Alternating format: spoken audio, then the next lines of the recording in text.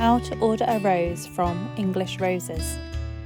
Go to www.englishroses.co.uk. Browse the different categories. We have many roses with various names, colours and scents available. Choose the perfect rose for your occasion. Read all about your chosen rose. When you've made your decision, click Add to Basket. You can then add optional extras such as a free gift message, upgrade to a greetings card, add a gift bag or choose to have your rose planted in a willow basket, add a wooden gift tag,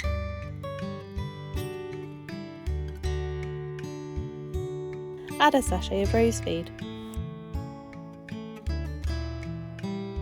Click Add to Basket to finalise your choices. Continue shopping or go straight to checkout. Review your order details. Enter your billing details.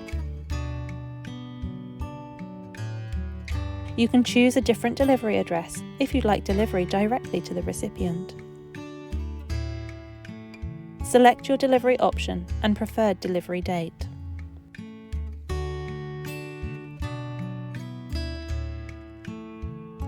Enter your payment details. Check all the details are correct and accept the terms and conditions. Click Place Order. You will be taken to the Order Confirmed page once your order has been completed. While we process your order, please check all the details on your confirmation email.